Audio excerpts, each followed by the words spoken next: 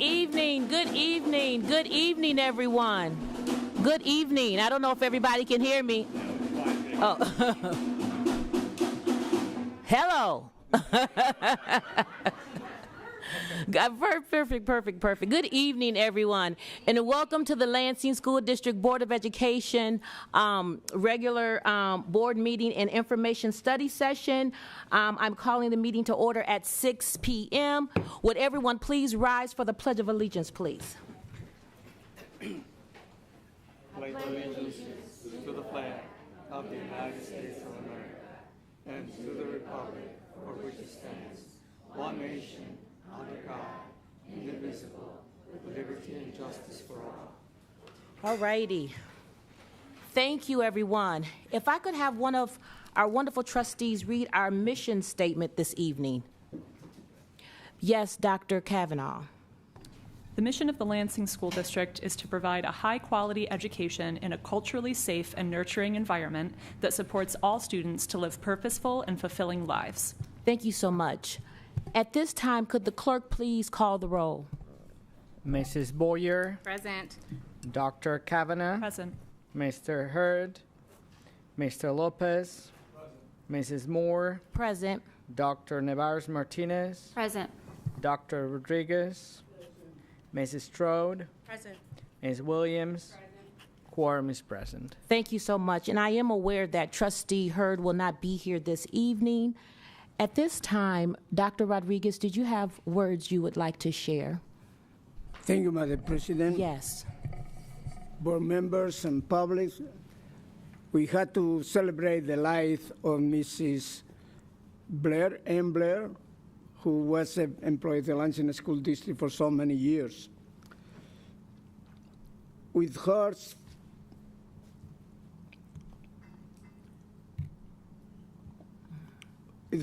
full of love and gratitude for a life beautifully lived, we celebrate the remarkable journey of Ann Mary Blair, a devoted wife, loving mother and grandmother, passionate educator, faithful servant of the Lord, and tireless community leader.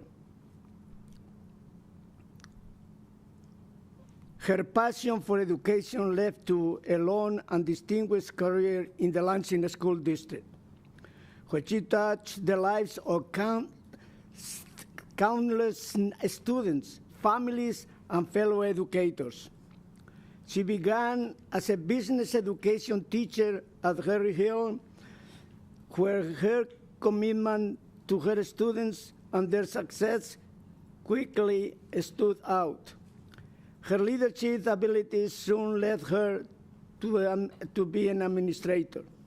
She served as an assistant principal on both Harry Hill School and Lansing Eastern High School, principal on Hill Vocational Center, and finally, principal on Gardner Middle School. She also played an important role in West Junior High Alternative Education Program, and was a trusted mentor through all his life and a tireless advocate for young people. Her former students and colleagues often speak of her as a steady presence, fair, kind, and deeply invested in their growth. Had the honor to serve with her as an assistant principal in Eastern High School. Her only interests were the students and the parents and the community, with justice for all, that we just say. As a leader that we have to celebrate her life, because Lansing School District has this kind of teacher for many, many years. Also, with her, I almost can't say the same about Mr. Johnny Jones, who was the coach in Everett for many, many years. And also, he was an Arrow in 1972-73, and then already was a coach. That these educators' dedication to Lansing schools, to Lansing community, we had to celebrate. We cannot forget them. And all of us, Madam President, I will ask for a moment of reflection and meditation for them. Thank you, Dr. Rodriguez.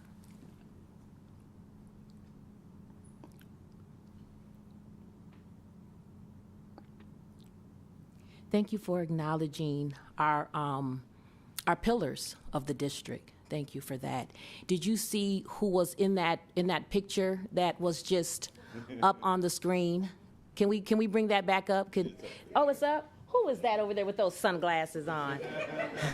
That's our one and only, a pillar in the community and a valued trustee of the Board of Education. Thank you, Dr. Rodriguez, for lifting and acknowledging all of the staff that has served the district. At this time, we're going to move on to public comment on agenda items. Are there any? Seeing none, moving on to our approval of our minutes from our last meeting. Are there any comments or any adjustments to those minutes? All righty. Well, moving on to our presentations. We got a full house today. Thank you, everyone, for coming, and happy first day of May, and happy Thursday to you all. Right now, we're going to go into our presentation, our service presentation, honoring staff members with 40 and 50 years of service. Who am I handing this over to? Or am I? All right. Yeah. I have the information, yes. So at this time, I didn't know if there was a formal, if we're doing it, okay. So at this time, we just talked about pillars that have served the Lansing School District that are no longer with us, but we also have people that are serving us to this day currently that have 40 and 50 years of service here in the Lansing School District. Is there a Sue Grace in attendance today? A Sue Grace. Yes. I'm gonna go over here. Can you join us? Yeah.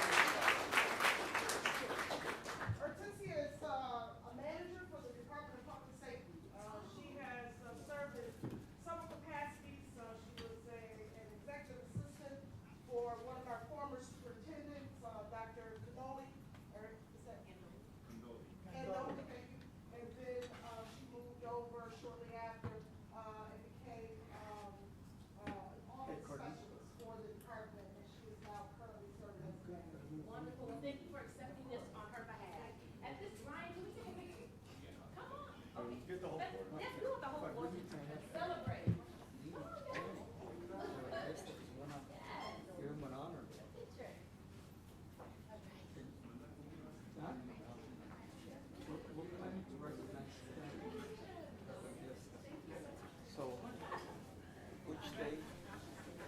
find out if he can be there. Okay.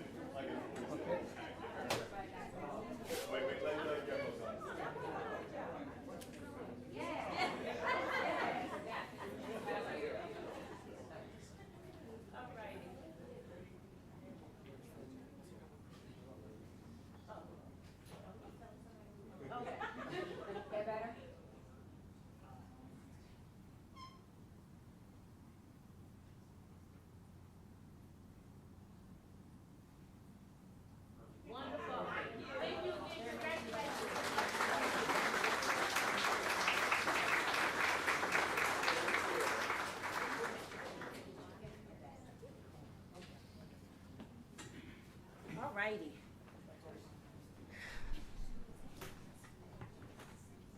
This is amazing.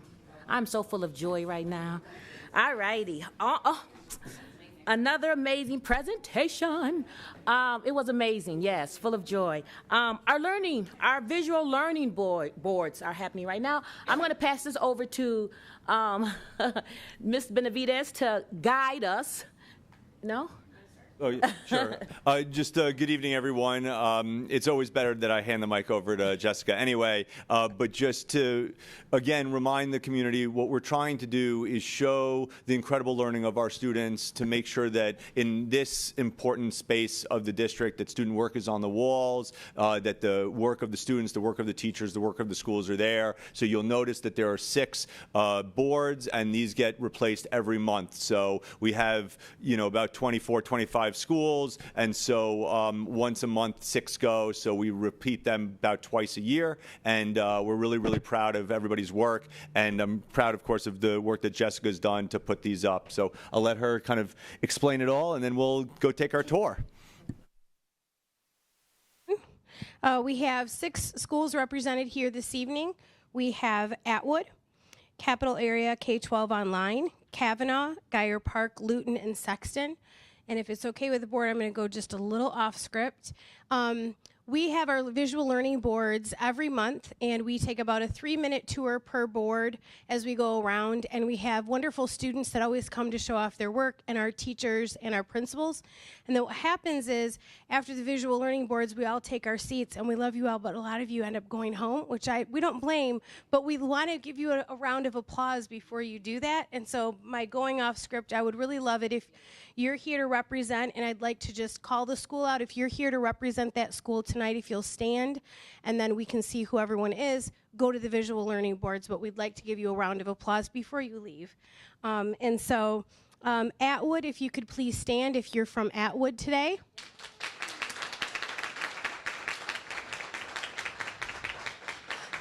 Thank you, Atwood. Capital Area Online, if you'll please stand if you represent them. Thank you.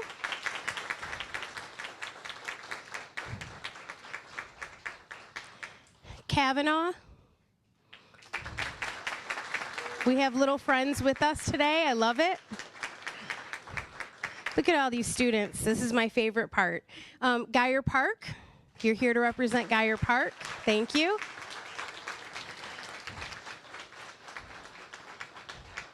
If you're here to represent Luton School, Luton, I know they're here.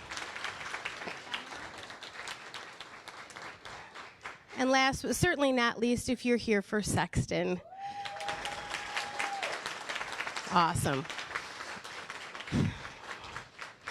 So what we'd like you to do is, if the schools that we named, if you'll find your visual learning board, how this works is each of the schools stand by their boards, and then we invite the audience to take a tour of the 6 schools or 6 bulletin boards, and our wonderful board secretary helps keep us on time with a timer of about 3 minutes each. So make sure to see all of the boards. You do have to rotate. I know that's always a thing, so because we get so excited.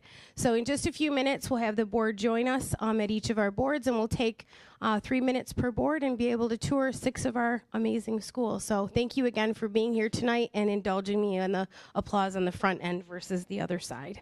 So thank you. And let's get started. All of you in the audience, we're so happy to have you here. Please join the tour.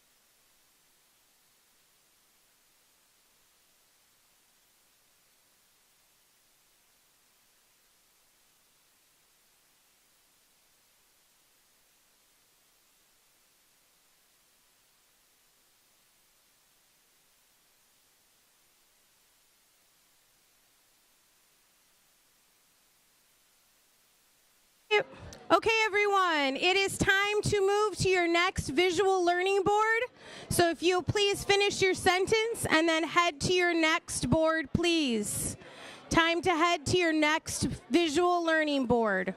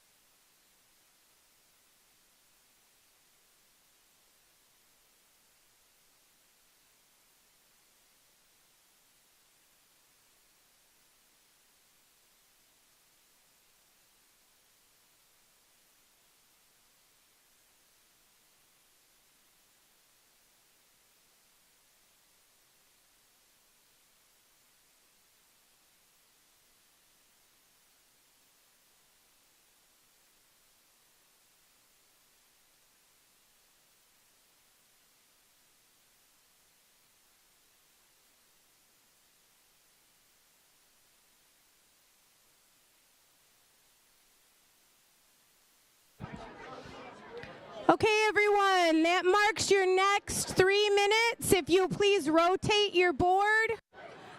On rotation, please go to your next board. Please head to your next board. Hello? Okay, if everybody can rotate. Rotate. Thank you. Hello, hello. It's on.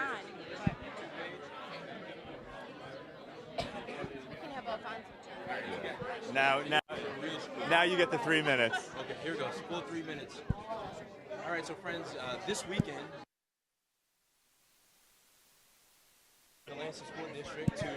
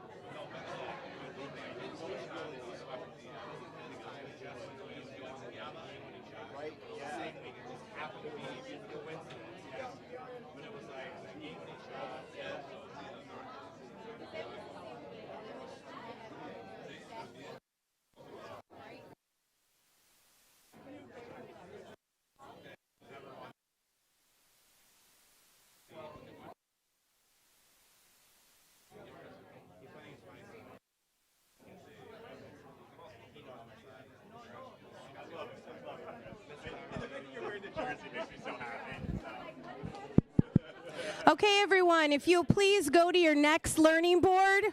Please rotate next learning board.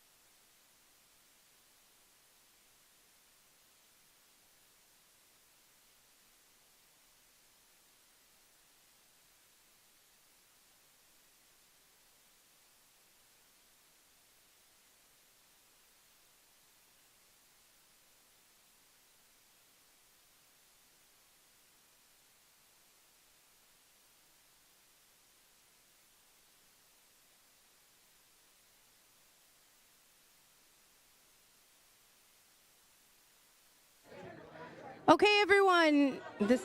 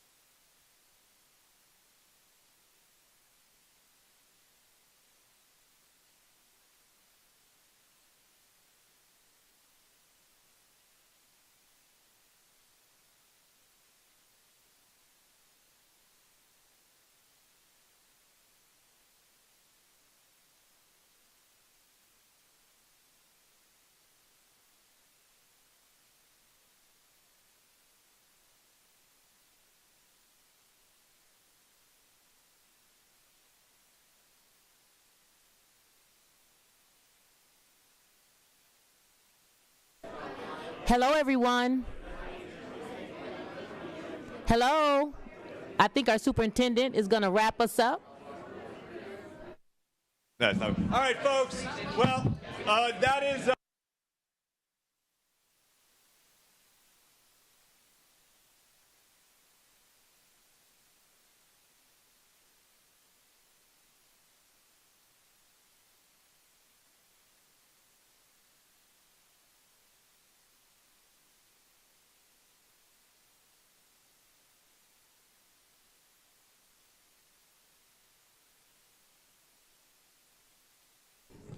Yeah. Yeah, it's not the mic. It's not the, it's the mic.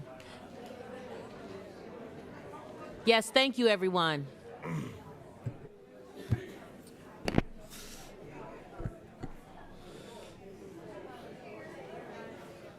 right. All righty.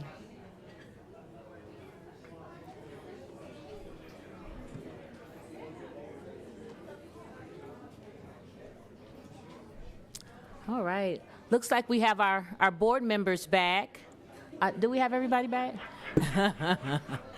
We have our board members back, and feel free to stay if you'd like. We would love to have you. They're like, let's go home. I get it. I get it. All righty. So next we have, drum roll, please. No, literally, right?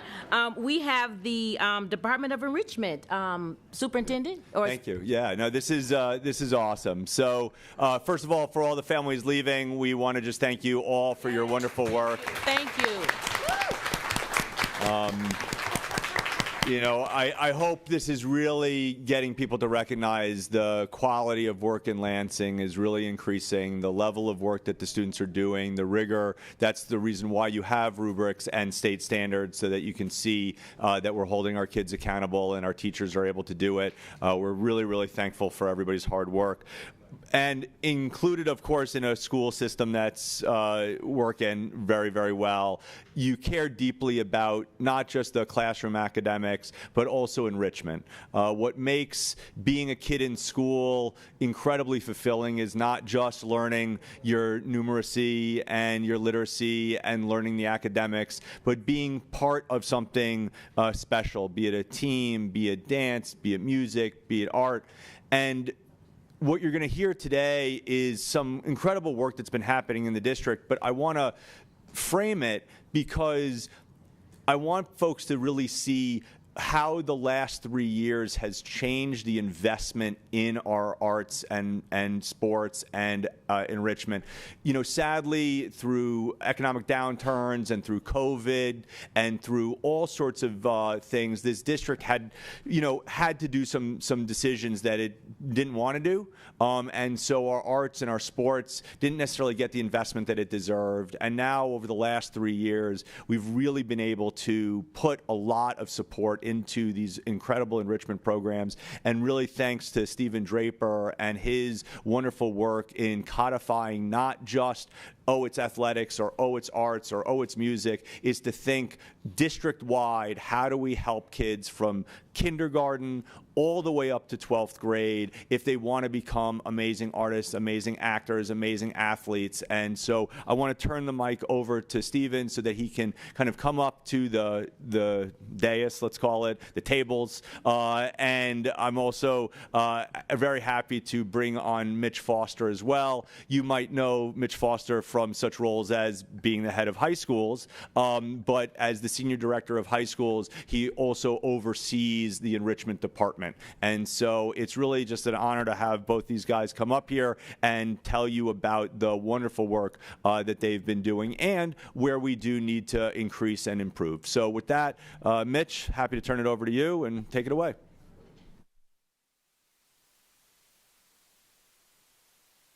Very pleased to be here.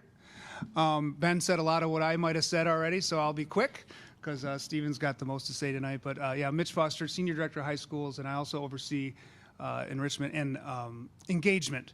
You may recall, Ben spoke about the last 3 years, but in less than the last year, we did a little organizational shift and had created this department, or this Director of Enrichment and Engagement. And as he said, this is not only K-12 athletics, but K-12, almost everything extracurricular, from arts, music, dance, etc. And Stephen's here. I'm really excited to hear for him to share some of the amazing work that's been done in even just less than a year, and work that's ongoing and work that will be happening. So, Stephen, take it away. Thanks, Mitch. So, Stephen Draper, Director of Enrichment and Engagement. Thank Mitch for introducing me, and Ben, and all of you for having us here tonight. I have a handful of guests here, and before I get into everything else in the presentation, one of the things that I want to emphasize is that the overwhelming majority of my work is rooted in supporting staff members around the district and students around the district. While there are things that I have been able to help with, most of what you will hear is things that staff members in our buildings, at our high schools, at our elementary schools, the work that they have been doing, and ways that we've been able to support them in achieving the goals and programmatic outcomes that they want for themselves and for their students. I think that's kind of been the core of my approach and our approach to developing these programs, is trying to be responsive to the things that our administrators, that our coaches, that our band directors, the things that they want and that they need. So with that being said, I'll dive in. So for an overview, we'll talk about the mission of enrichment. We'll focus on athletics, the visual and performing arts, and robotics, the four sort of key areas that fall under this department. Community partnerships and grant funding, and then throughout we'll have student and staff testimonials. So the mission that we've created for enrichment across the district is to create an inclusive, engaging opportunities across athletics, arts, and STEM. The second piece of this is connecting students to enrichment activities that lead to positive student outcomes. And transparently, this is a working document that needs to continue to be honed, both with input from community members, from staff, from students, from our district athletic coordinator, from administrators, from the soon-to-be hired visual and performing arts specialist as we're doing interviews for those positions. This is something that needs to be developed and refined to make sure that it's responsive to the needs of our community. For now, you're going to have to put up with the one that I've worked on so far. So we're going to start out talking about the visual and performing arts. Three key areas. One is the increased access to the arts. Another is our community partnerships and grants we've developed over the last year. And then lastly, a focus on what's next. We don't have time to cover all of the things that have happened over the last year and years. This will mostly focus on new developments over this year and things that we've changed. From Ms. Martinez and Mr. Kenny at Everett, who have been doing things for years and working so hard, and Mr. Kenny also is the theater director at Eastern, who's about to put on Cinderella. These people have been working and doing these things for years. We actually had somebody else I was going to reference here tonight, Miss Grace from Lions, who is another person I was going to mention who has done choir and drama after school there for a while. And we won't have time to go into all of those things, and I think one of the things we'll emphasize is part of our vision for this role and the visual and performing arts in this district is to provide people like Miss Grace more support from the districts. That way they're able to execute their vision and develop their programs with the appropriate resources, with what they need to grow their programs. So our first slide will center on shifts we've seen in staffing in the fine arts across the Lansing School District over the last decade. What you're looking at is the amount of teachers in the arts in our schools starting in the fall of 2015 when we had 21 teachers across the entire district to where we were in the fall of 2024, which peaked at 52 teachers across the district in the performing arts. That's a testament to our tremendous HR department, to our administrators who have gotten buy-in from their teachers and kept them invested and engaged, and the district for investing in the arts. But I think it's important to highlight that significant shift that we have seen, and one that, again, I have very little to do with, but one that the district itself has invested in and done a tremendous job of developing over the last few years. And you'll notice that this peak, or that this increase started in the fall of 2022, and we've seen that number continue increase over the last few years, which is tremendous growth, essentially doubling in the last 3 years.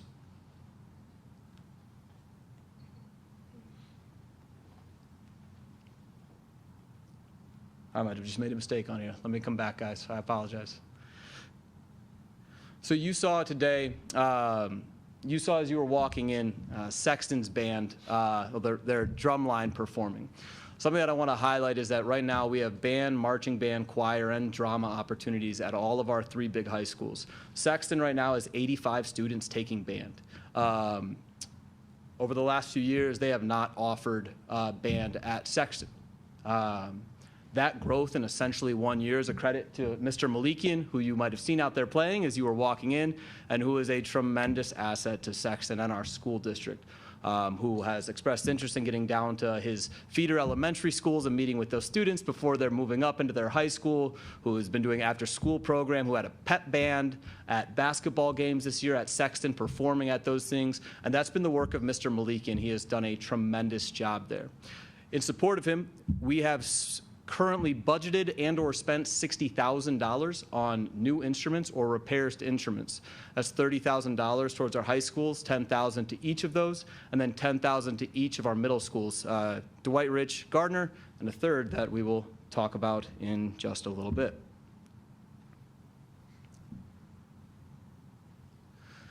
We've also seen theater and drama programs pop up around our district. This year at the middle school and elementary school level, we'll have Dwight Rich and Post Oak participating in the Disney in Schools program, which is run through the Wharton Center. We've been able to use our electronic ticketing that we use for athletics to set up digital tickets for them so they can sell tickets electronically and help fund their programs, provide them with additional budgets towards costumes and programmatic things that they need, where I think this sort of structure has been beneficial to these programs. The third program, and we have some guests from Mount Hope here tonight, is Mount Hope. Courtney, do you want to come on up? Yeah, absolutely. So I'm going to introduce Courtney, and then we'll let her speak a little bit about the program. I'll just shift this one over here. Make sure you turn it on. Yep. Switch. So Courtney is a 5th grade teacher at Mount Hope, and she has also over the last 2 years started a theater program. When I took this role, Courtney and I met in the fall-ish, I think, when I found out that she had run a program last year out of Mount Hope and had like 30 kids participating and put on this performance while operating out of her classroom, because they're in Wood Creek right now, and just did a tremendous job. This year, we were able to partner and work together and support Courtney and the students at Mount Hope to put on a production of Shrek. That was pretty tremendous. We had the opportunity to go and watch them, and it was great. So Courtney was kind enough to come and share a little bit about the program and what they've done at Mount Hope. Thank you so much, and thank you guys for letting us come and speak today. Can I hold this? Is that okay? All right. So I've prepared a speech in a theater way, so please bear with me. So I was asked by Stephen to talk about theater at Mount Hope and how it impacted our students, which one of them is here today. And my first thought was of some of the audience's reactions when they saw the show. One example is the 6th grader who played Fiona. She was normally one of the quietest students, and her teachers were shocked by her energy and confidence on stage. Her grandmother came up to me after the show, and she said, "I didn't even know she could sing." The students who played Pinocchio and the Gingerbread Man, typically students who are really restless in the classroom, channeled their energy and were some of the audience's favorite characters. There were even students in the audience who never considered drama, but they were so inspired that they want to join next year. However, the biggest impact for me didn't happen during the performance, but at the final rehearsal. During a song toward the end of the show, where Shrek opens up to Fiona, 2 background actors instinctively linked arms and began to sway back and forth. Soon the entire cast joined in without prompting, and it was a spontaneous, genuine show of unity. Proof that for these students, the show had become more than just a performance. It had become a family. A community where 4th through 8th grade students felt comfortable enough to share these vulnerable and emotional moments with each other. A place where they felt seen and respected. A place where they could truly be themselves, something they might not always experience in a classroom setting. The 33 students who signed up in September have grown exponentially in maturity, confidence, vulnerability, and creative expression. They work tirelessly 2 days a week from late September to April, learning lines, learning to sing, learning to follow music, learning to act, and creating props and scenery on crew. They learned how to work together, how to be a team, how to support each other and lift each other up, how to trust each other in the process, and how to persevere through countless challenges.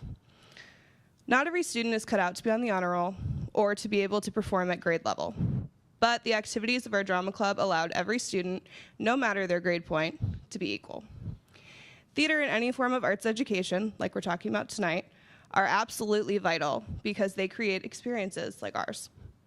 Mount Hope has been really proud to promote the arts through Drama Club, and we are so excited to see the support that the district continues to provide to the visual and performing arts in the future. Thank you guys so much.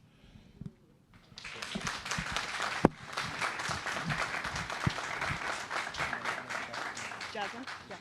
Yeah. Go on up. Yeah.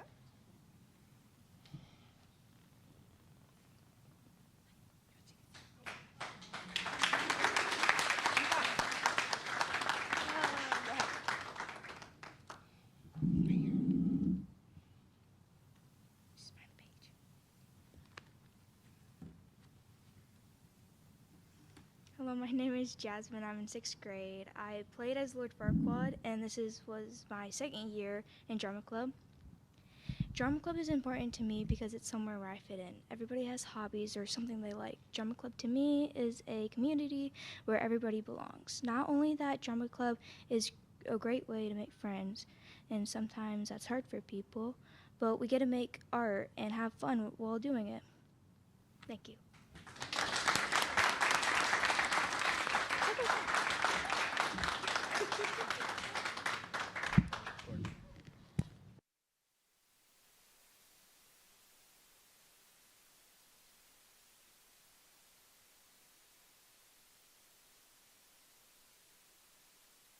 About seeing that program was seeing the way that we were able to partner together to get them some of the little things that are sometimes a challenge when you're operating in a silo in a building.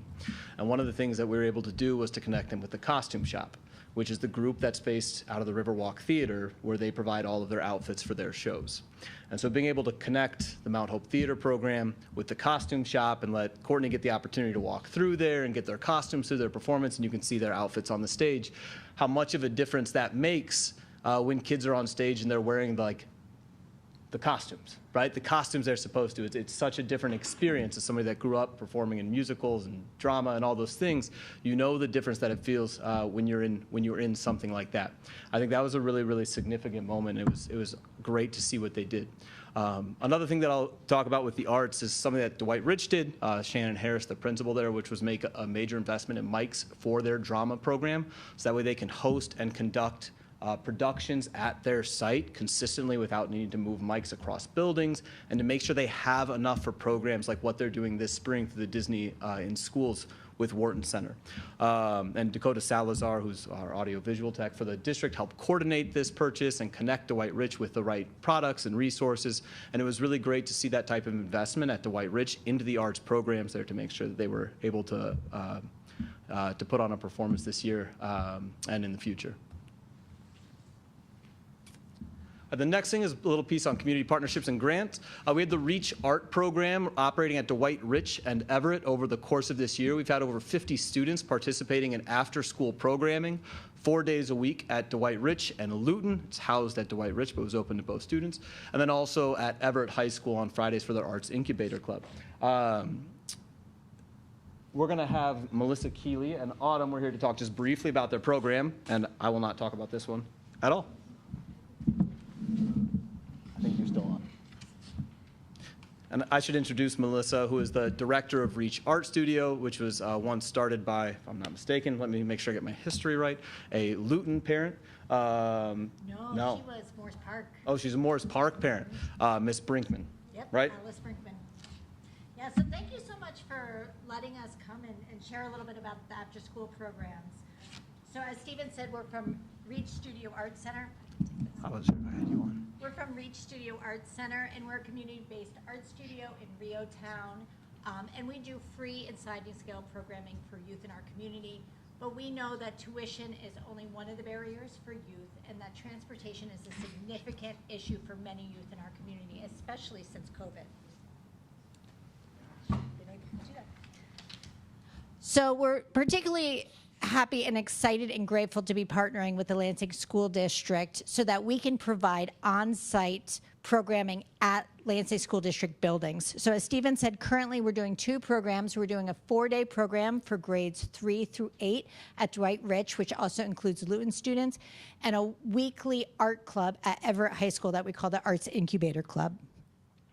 So at REACH, our mission really is to foster equitable access to arts programming through educational opportunities, and that's because we know that the arts really fill a special place for students. For many young people, the arts provide an outlet for creativity and expression while promoting social and emotional health.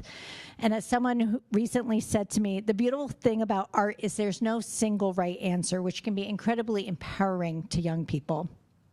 And while while our arts programming teach students techniques and practices, they are also working on developing a whole host of important skills.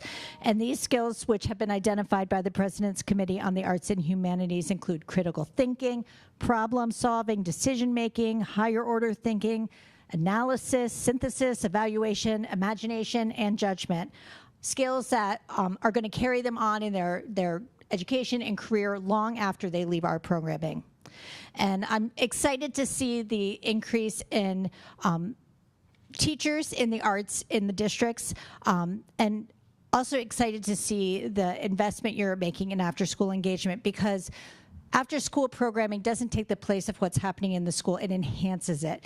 The co-curricular programming that we do often is called shadow education, and there's actually some really amazing research coming out about the power of after-school programming and how it can start to address some of the education gaps we're seeing, particularly between income levels, because it provides out-of-school learning that can enhance what's going on in the school day, not replace it, but supplement it by giving additional opportunities for kids to learn outside of the school day. And arts programming, sports, theater, these are all critical ways to help address student learning. I also want to just talk a little bit about the specific program. So since January, I have been co-facilitating the Arts Club at the Everett High School. I was a little bit apprehensive when I stepped into the role because I didn't know how high school kids would react to a middle-aged mom coming to make art with them every week. But they come. They routinely prioritize hanging out in the art room Friday afternoon, and I don't think it's just the donuts. They really do want to be there. The community that has developed in that room is energizing. It really is the best part of my week. And this generation of kids, these teenagers, they're open, they're kind, and they're eager to learn, especially in these informal learning environments. The flexibility of the after-school model allows for exploration without grades or required assignments, which means the kids can engage differently and in often self-directed ways. As teens, sometimes it's hard to read what they're thinking about what we're doing that day, but a pretty good example that we're connecting is that last month we had 2 students from the Everett program walk the 2 miles from the high school to Reach Studio Art Center to attend our free teen night. And then at 8 o'clock, they did not want to leave. They wanted to hang out and make more art, and we had to very carefully welcome them to go home. But it showed that these students have found community and connection through arts programming, and we look forward to building on those relationships and forming new ones with amazing students in the district.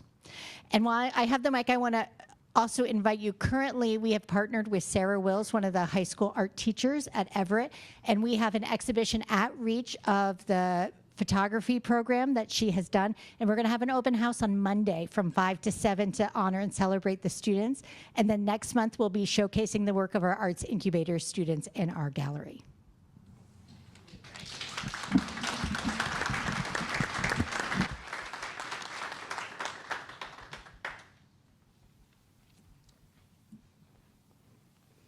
Hello everyone, how are you? Good. My name is Autumn Hopkins. I am the lead instructor for the Dwight Rich After School program. When this program was developed and offered to me, I was more than excited to be a part of it. From 2022 to 2024, I was an art teacher and educator in the Lansing School District at Eastern and then Pattongill. And my favorite part was helping the kids of my community love art and be expressive. It filled my heart to be a mentor to these kids because I once was one of them. Like them, I grew up in Lansing schools, found my passion for art fueled within my art classes at my schools. So I know firsthand how important having that creative outlet is, and being a part of a safe space as well. Because of the knowledge and confidence I was given due to being a student from this district, I was able to graduate from MSU for fine arts and currently own and run my own art business. Sorry, I'm a little nervous, so you can probably hear my voice. I want to take what I learned as an artist, a student, and a teacher from the district and merge those worlds by helping students feel more confident as an artist and feel closer to their community, as I have as well. The first session at Dwight Rich went really well with the students. They got to create unique arts, use new kinds of materials that maybe they weren't able to before, and make awesome connections with not only us leaders, but also other students from their community. Throughout the program, I was able to develop relationships with the students that will last forever, as well as notice their skill sets grow as artists. At the end of our program, we do an anonymous survey so we can improve our lessons based on their experiences. I would like to share some of the feedback that we received from this last session because it touched our hearts at Reach. One of the questions we asked, was what was your favorite thing about this class? One student said everything, it was very fun. Another said one thing that was my favorite was that I got to learn more techniques. And the last one, which warmed our hearts the most, was just feeling included. That's all they wrote, feeling included. That one right there is exactly why I love what we are doing here with the school district and what motivates us at Reach to create and further this program. The goal as we get into the future in hopes of continuing this program with the district is just to keep fostering that kind of environment and developing that relationship with the students. The feeling of inclusion and helping bring more resources and development for them to grow as creative beings is incredibly important. Our lessons are purposefully open-ended as to foster a creative mindset because I believe this approach helps the kids improve as students when they have these creative spaces within the walls of their schools. We are also helping combine skills that they learn within their classrooms in our program as well. For example, our middle years program learned the art skills to create these characters and settings for their comic. They end up making a comic at the end of their session. They also learn how to develop stories in our brainstorming sessions, which leans into improving literacy skills. Our program helps with many development skills in general, such as motor skills, language skills, social skills, decision-making, and risk-taking. Overall, this program is special to me, not only as a Lansing School District alumni, but as an artist in this community who is ecstatic to be giving kids who are just like me an opportunity to be great and feel included in a creative way. Thank you for making this happen for them, and again, I am hopeful to see more opportunities like this for students of my community in the future. And thank you for having me.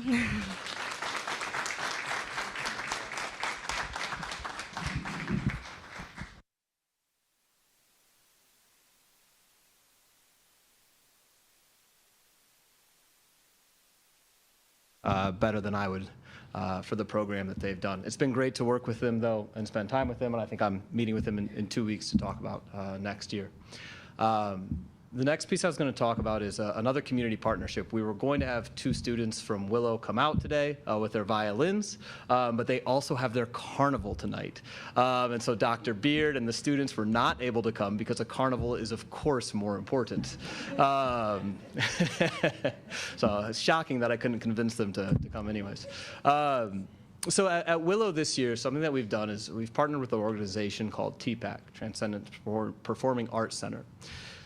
Starting at second semester, we've had 25 students at Willow who have been learning to play the violin twice a week in their music class. These violins existed in the district already. They were at Pleasant View. We were able to work with a local luthier, Mr. White, who was working on these violins when they were purchased. You can see, you might even remember who he was. And so he had said, he's like, I remember these when they were bought. And he got the opportunity to fix them and provide them. We provided 30 violins in quarter and 3/4 sizes to Willow for their strings instruction. TPAC provided a volunteer instructor who is a PhD student at Michigan State who comes in twice a week to help support the classroom teacher who was a cellist, Miss Charlie Norris, who's a music teacher in our district. TPAC also worked to design a culturally responsive curriculum rooted in Suzuki principles, which is based on learning by ear, and they thought would be more accessible and more appropriate for our students.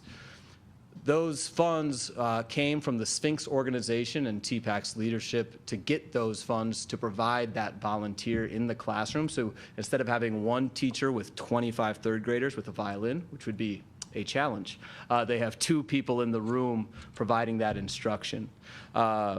In order to fill this program out, the structure around it was really incredible by the folks at TPAC and Dr. Beard.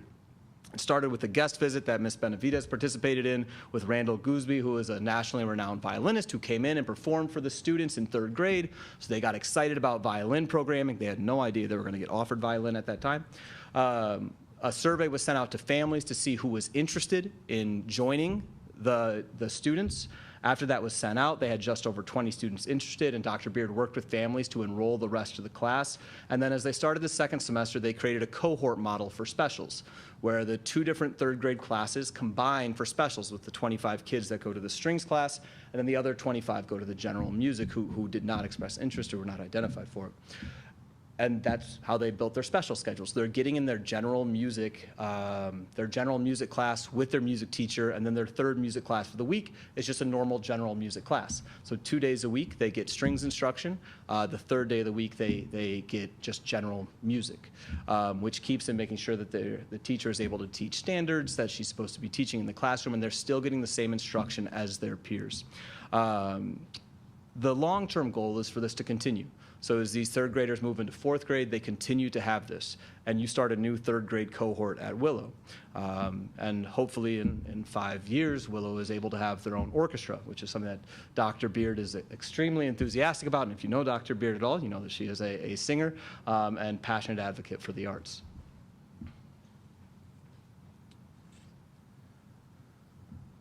Over the course of this year, we have also been able to receive a handful of grants towards the arts. One was the Section 33 grant. This was a state grant that provided $51,000, just over that, to Cumberland, Forest View, Lyons, and Mount Hope. This grant had very specific requirements in order to qualify about how many minutes a week your students had to receive instruction in a specific topic, that every student in the grade level in the school received that instruction, that you had to serve all of these restrictions. These were the schools in our district that qualified for this grant. We were able to apply for it for each of the schools that qualified based on the state guidelines this year. We also received grant funding from the Lansing Matinee Musicale. It's called the Project Crescendo Grant. That was another $19,260 given to Patton Gill, Cumberland, North, Forest View, and Atwood, which was organized by Wendy York at North, who started this, and then I was just able to help them sort of sort out the logistics after the fact. Sarah Schrader, who's the teacher at Cumberland, received the overwhelming amount of the money from this grant. Sometimes you ask and you shall receive. She's received over $43,000 this year to rebuild and rejuvenate the music class at Cumberland. She gave a quick statement that I told her that I would read. She was unable to be here. Ms. Hopkins, the principal there, what she wrote was, this year the music program at Cumberland has received over $43,000 through Section 33 and Project Crescendo. And the impact has been transformative. Many of these materials are still on their way, but the anticipation and excitement among students is unmistakable. These funds are allowing the school to add high-quality instruments, curriculum, furniture, and other resources that will expand opportunities for dynamic music making and learning. Students are showing increased enthusiasm for music, energized by the promise of new instruments and learning experiences. The arrival of these materials will open up exciting opportunities for them to engage more deeply with rhythm, melody, and ensemble work, experiences that were previously limited due to a lack of resources. This infusion of support is laying the foundation for a more inclusive, hands-on, and inspiring music education for all students at Cumberland.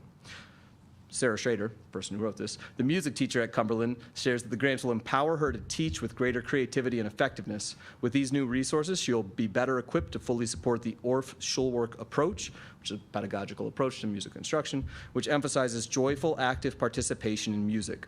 She is deeply grateful for this investment in her students and her program and looks forward to the lasting impacts these materials will have as they get fully integrated into her classroom.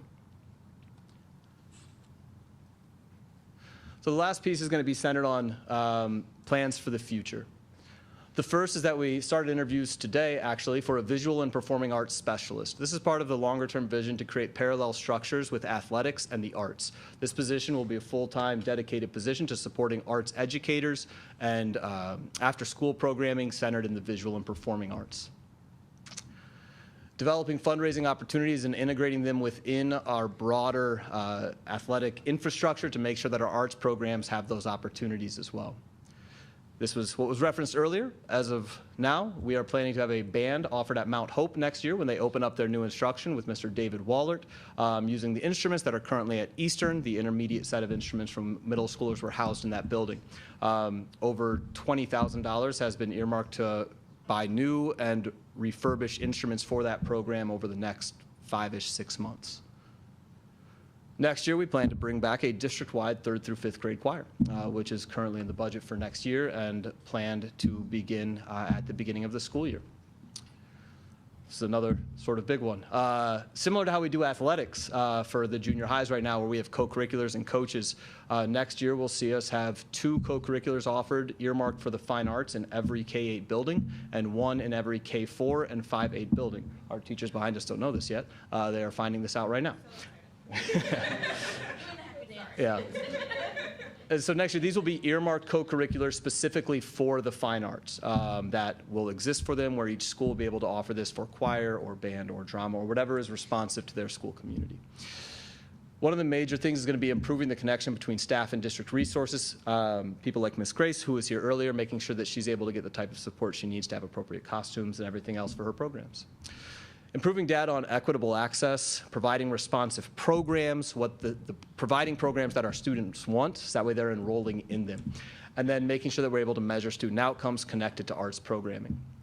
We recently completed an inventory of existing stringed instruments and are working on a band one to make sure that we can have a plan for the future to get those instruments into people's hands. And then lastly, this is a unique one that Lansing Matinee Musicale has reached out to us about, which is working with community partners to provide after-school private and small group instruction in schools where there might be gaps around band, where you can't offer band because of either the number of students or space, providing small group and private lessons at those schools so students in middle school are getting exposure to the arts early on. That was the arts. So the next piece is on robotics and esports. We saw growth in our robotics program, success with the 99H grant, and expanded esports this year. This is a picture from the robotics tournament at Battle Creek Central. This year saw us have robotics programs offered at Eastern, Sexton, and Everett. We also were able to expand Everett's team to include Gardner students through hiring the Everett coach, who also works at Gardner as a teacher, which was a really awesome coincidence. We were able to create a more consistent structure for robotics once it was housed under the Department of Enrichment, similar to how we work with athletics, providing with transportation, budget, all of that type of support that you need to operate a program. We also received the 99H grant again, which provided $12,465 across our 3 high schools to help with registration costs and support stipends for coaches. I have Ms. Bills here, who's going to speak a little bit about it and introduce a guest as well. Ms. Bills is the assistant principal at Gardner, if you don't know her. She also helps out with the Eastern robotics team, where Mr. David Bills is the coach, and then Ms. Kosand, who is the robotics coach at Everett, is one of her staff members at Gardner as well. So she's a very well-connected person to share more about robotics than me. This one on. All right, so one of the things that we are most excited about was that we were able to open up this opportunity to 8th grade students at Gardner. So not only did that give them access to STEM activities, it also let them incorporate themselves in their future high school and start to kind of get a lay of the land, and also to meet other students that they would be in classes with when they transfer there next year. We are looking forward to, at Gardner, actually growing this program and offering a program for probably our 3rd through 5th grade students in the first robotics program. We also were able to add a coding elective to also support STEM education at our school. One of the things we're always keeping in mind is that we're preparing students for jobs that don't even exist yet.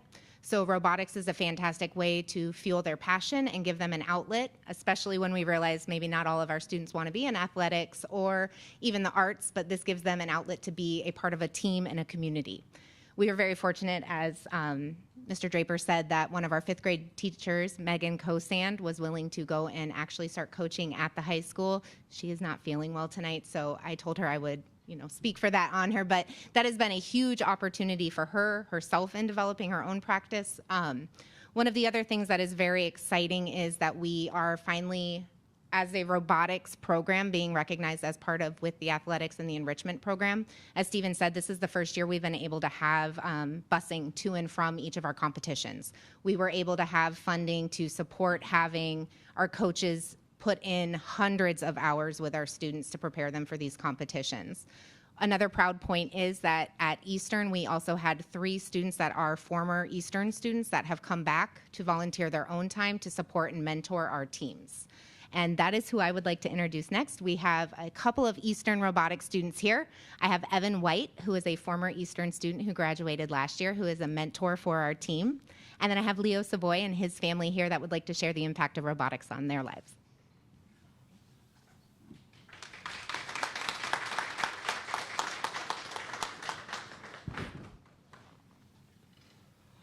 Hi, I am Evan White. I graduated last year from Eastern High School, and I currently go to LCC for electrical engineering. I'm Leo Savoy. I currently go to Eastern High School. I'm a sophomore there, and I have been in the robotics club for 2 years now. I'm not really 100% sure what you wanted me to say, so, but I think one of the most important parts of the robotics program is furthering people's love for coding or building or electrical, things like that, things that I didn't even know existed before going into my 8th grade year when I joined. And that is actually where I kind of figured out what I wanted to do going into adulthood.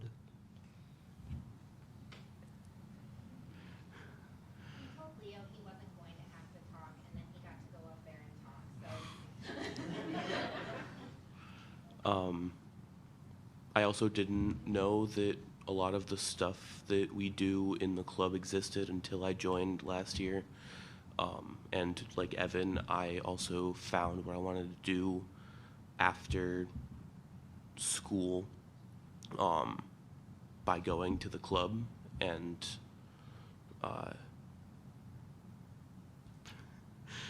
What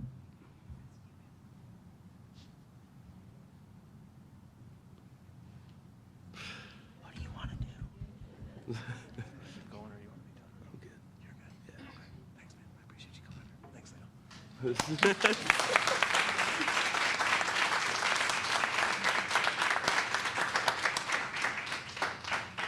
We also have Leo's aunt Jessica, who did want to speak from a family perspective. This year was the first year for Eastern that we had parents that fully invested themselves in the program.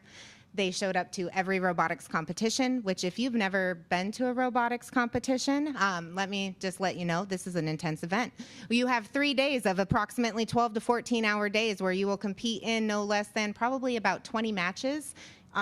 There is 40 teams from across the state at each match, so coordinating where all of our team members are, making sure that everybody actually eats something in between matches. We have been able to have family support this year, which for us was huge. So we'll have Leo's aunt Jessica come up to speak very quickly, but if it's okay to give them a round of applause, because that is a huge thing and a lift for us.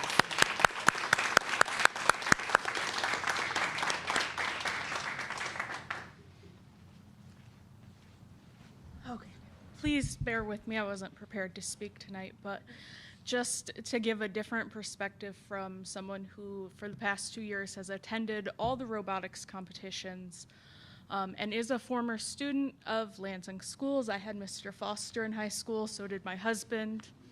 I may have made him feel old tonight. I'm sorry. How are you feeling it? Leo has just grown so much in the robotics program, and to see where he was freshman year to where he is now, he doesn't want to miss school, especially on a Tuesday or a Thursday. He will go. He doesn't care if he has to drag himself in there. And then to just watch these kids be dedicated. And I think the thing that I want to speak on the most is that my husband and I were the only parents from Eastern that showed up, not even in Mason when we're 20 minutes away. So I would love to see district support, not just from parents, but I'd invite all of you to come next year to the matches. I mean, you can look at the schedule. It's a very long day, I will tell you that.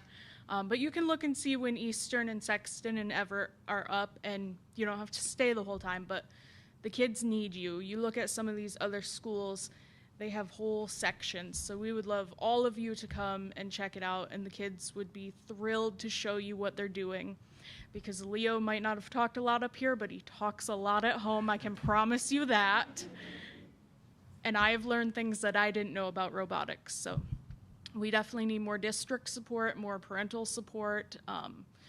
Our nephews have been in our care since COVID, and just watching their growth has been fantastic. So a special thank you to Mr. Bills and Mrs. Bills. They've done an amazing job, so thank you. Thank you.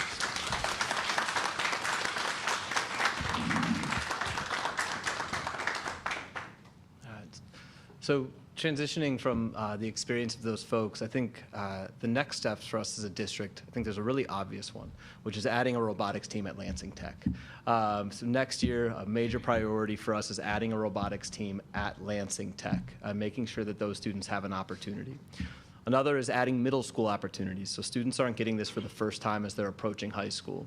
The goal is to have a minimum of 3 middle school robotics teams next year, and offer opportunities at all schools with middle school students, if at all possible.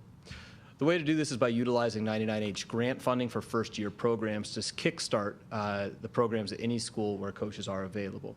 99H is a statewide grant that provides enough money in your first year to basically kick off a program and allow the school to make it sustainable, especially at the middle and elementary school levels. The next piece around tech was esports. This year we saw esports expand to 3 schools from 1 co-op team. The goal is 5 next year. We tried to get it to 5 this year. We weren't able to find quite enough coaches, but we were able to offer esports teams at 3 schools this year. Lansing Tech had an athlete qualify for the playoffs in the Michigan High School Esports League in Madden. The plans to grow for the next year is continued renovations of the Lansing Tech Makerspace to become an esports lab, and Mark Briggs and Dr. P have done a tremendous job over there, along with Wyatt Hall, who was the coach that was hired there. He was unable to join us tonight, but they have done a great job remaking that space.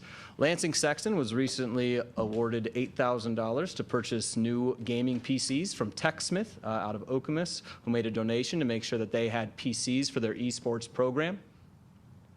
And then it's to try to make sure that we have coaches at our 4 in-person schools and 1 offered at CAK-12 for students there to participate in esports.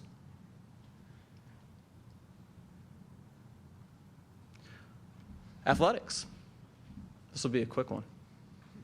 A couple quick highlights. Over the course of this year, we had Sexton and Everett football teams make the playoffs. Sexton boys soccer won a CAC championship for, in my knowledge, I believe the first time in school history, which is a tremendous accomplishment this year for the teams and Coach Bardell at Sexton. It was really, really fun to be at those games and see those players compete.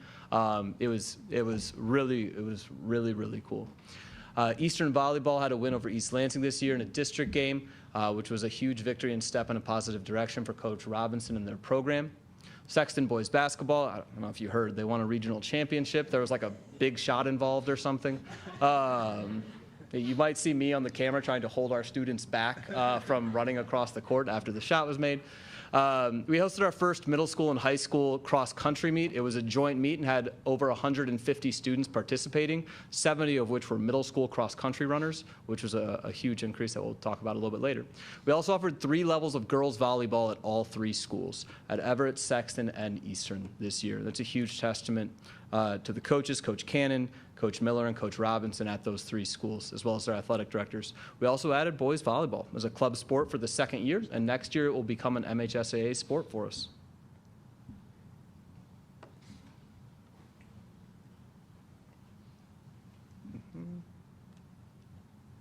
Might be frozen here.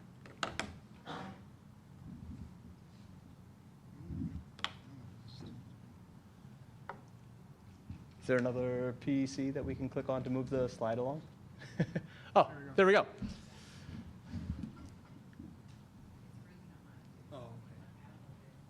Okay, I think we're up here now. So the other pieces are middle school highlights, and one piece, and I'm going to invite Ms. Huntley from Patton Gill to come up and speak a little bit about this, was our increase in girls' participation. We saw a large increase in girls' participation this year at the middle school level. For volleyball, we had over 120 girls participate this year with 4 school teams and then 2 club teams. We saw a huge increase in cross country. Huntley coaches volleyball and boys and girls basketball at Patton Gill. Our girls basketball teams grew to 10 teams this year from 6 the previous year. And I'll pass over to her to speak about the significance of what that's done for Patton Gill.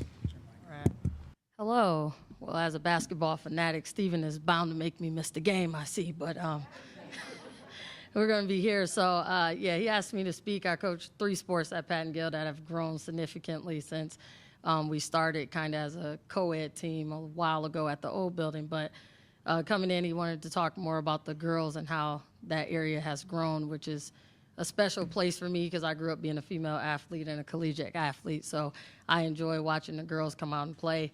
And so I just wrote something that was, it's more than just a game for them, to talk about how it transformed our schools in the best possible way. The middle school sports, they've significantly impacted our girls in more than just like being on the court. We first started off as a volleyball program to be co-op. It grew so much that we actually branched off from being with Eastern to being our own team and was able to have both the A and B team. Myself nor the girls knew anything about volleyball for real. And so our first match was quite the disaster. They were a little questionable about my coaching abilities and me about their playing abilities. But together we figured it out, and the hunger grew. And so from there, we were able to actually win every single match that we played after that first game. And so they actually gained enough confidence to challenge me if they went undefeated the next season, would I allow them to have a sleepover. And so let's just say they were determined to prove that they weren't going to lose. So we definitely went undefeated. They were able to have that sleepover, and that hunger continued. So the next year, we actually became 3 teams. We had an A, B, and C team to allow our 6th graders to participate and start to build those fundamentals early. And the kids learned that I knew a little bit about volleyball.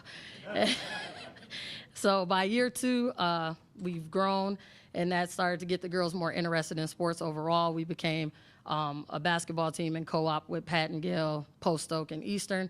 That determined we grew a little bit more. The girls actually went undefeated again because basketball is more my thing, and they have a lot of confidence. So they walk through the hallways, and you would think they were Olympians when we announced that they won, and the boys are usually pretty sad that they lost at football, but it's a collective effort.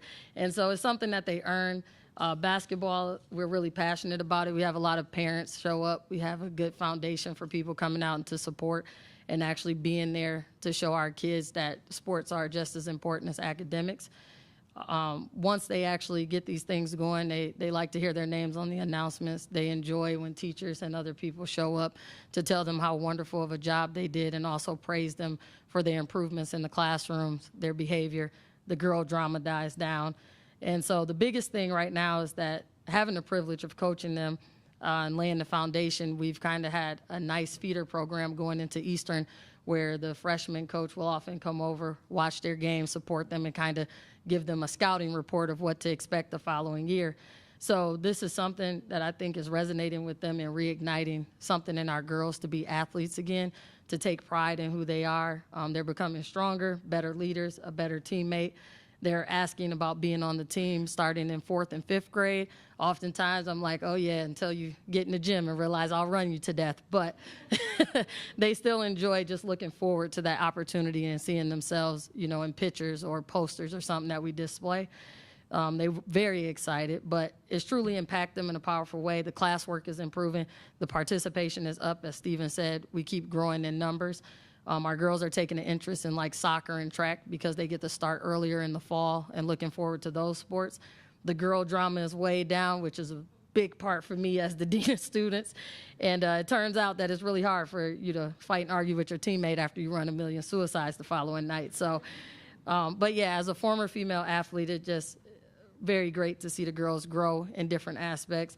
They're confident, they're focused on and off the court, and it's really not just about the sports anymore. It's about empowering them, making connections, and becoming the best version of themselves. And so I always tell them, you know, the best year is yet to come.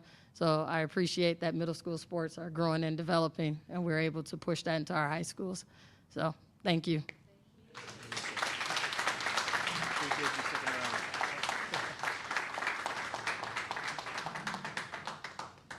Jaleesa and I met when I first got here, and I was over at Pat and Gill, and so we've kind of known each other and worked together for the last 2 years, and she does a tremendous job there, coaches volleyball, boys and girls basketball. What she didn't mention about volleyball, she kind of referenced it, was they had so many kids this year that they had to start a third team, and Mr. Murley, who's a gym teacher there, was willing to stick around and coach that third team, and it was all sixth graders.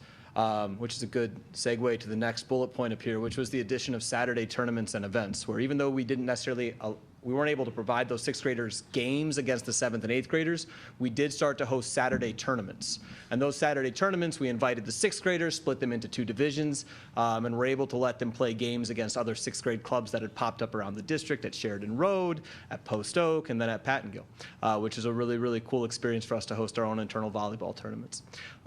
Michigan Running Foundation built a new track at Gardner this year through Chuck Block, who also provides us significant financial support to fund our cross-country teams and does our timing at all of our middle school track meets. We added a middle school tennis program in partnership with Todd Martin Youth Leadership this year, so we have 11 middle schoolers playing tennis as in the USTA League right now, competing on Saturdays across the Lansing area. We have a partnership with Real Lansing FC, who is helping support our 7v7 soccer league for middle school. We changed our structure with this from being a co-ed 6th through 8th grade program to being a boys 6th through 8th grade program and a girls 6th through 8th grade program, and they play in a 7v7 league.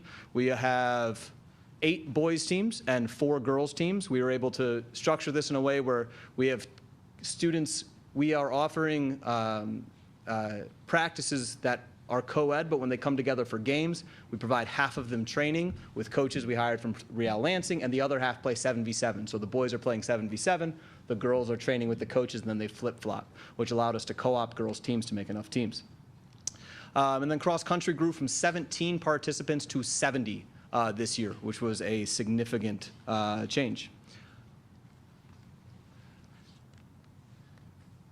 A couple quick data points on this, and we can go through this quickly. Our participation numbers from this year. One of the things that we've changed is how we track participation, which is giving a specific definition, which is a student who competed or was available for competition in at least half the season and finished the season with the team. And that's how we define what a participant is.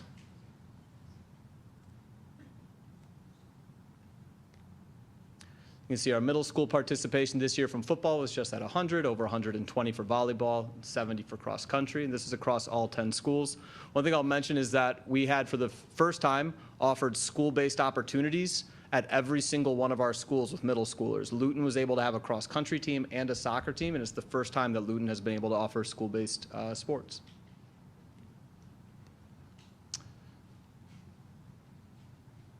Winter participation.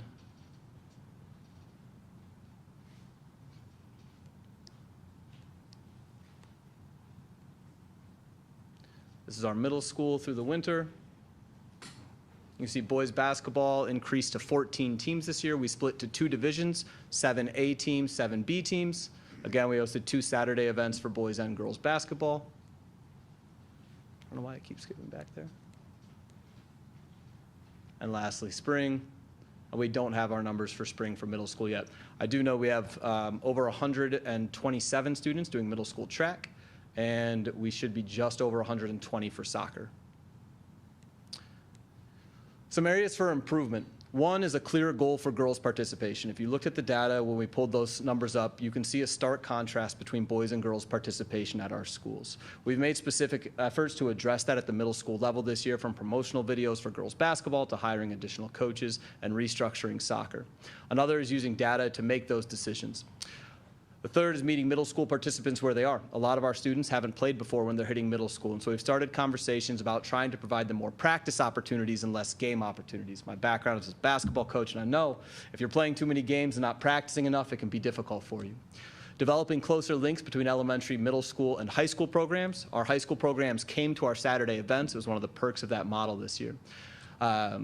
Providing school-based opportunities for elementary school students. We've begun conversations about a partnership with Parks and Rec to bring back school-based teams through Parks and Rec that would be accessible and free for our students. And then lastly, improved communication with families, which has been a consistent theme when we speak with families about something that they would like to see grow. This is the track that was added this year at Gardner. What's next for athletics? One is a collaboration with the Student Development Program to provide more responsive middle school programs that are focused on development and not necessarily just playing games. More Saturday tournaments. This was a huge hit with families, and one of the pieces of feedback I got from parents was that they said that they made more relationships with other parents as a result of these events than anything they'd ever done. One parent I spoke with said they got more numbers from other families for these because they provided rides and somebody else provided rides, and we didn't have to cancel a single game because people weren't able to have enough players for teams at these Saturday events this year. It was a significant change, and it was amazing. The partnership with Parks and Rec for youth sports that we mentioned, offering preseason parent meetings for middle school, which was another piece of feedback we got from middle school parents. A partnership with Playworks that will provide program coaches at 6 of our schools next year to teach healthy play and structured recess. And then our Kids Run Lansing and Playmakers partnership. So right now we have 180 3rd through 5th graders across the district participating in Kids Run Lansing, which is the Playmakers Good Form Running Club that is site-based, operating at all of our schools with 3rd graders right now. And then they also after Saturday track clinics as well. What's that? That's new, right? Yeah, and that is new this year. And then lastly, we are currently working with Playmakers to hopefully host our first ever back-to-school 5K this coming year on August 23rd. That date was just set a couple days ago to try to work towards establishing that.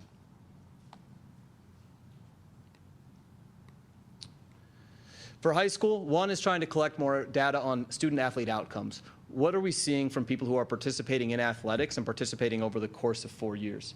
What type of success are we seeing, and how are we measuring that and defining that?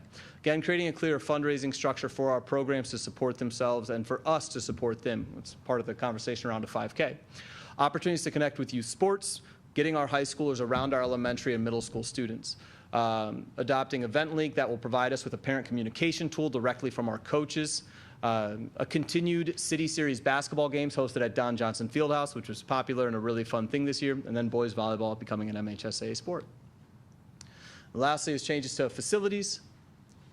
We made 2 quick changes this year. One was a change to our minor repairs process. The enrichment department helps manage minor projects and maintenance in collaboration with facilities. These are little things that are sometimes they don't always resonate and require a little bit of planning to get done. Things like backboard pads getting replaced, new nets in gyms, wall pads. We were able to add wall pads at Gardner, Eastern, and replace wall pads at Sexton this year along underneath their baskets. Some of those little things, rims at Sheridan Road, improving electrical and other minor repairs across this district that were run out of Dan Pham and myself with enrichment in collaboration with principals and athletic directors at our schools. Why this matters, it helps us be more responsive to schools and get things done when they ask us to. It allows us to address emergency needs more quickly.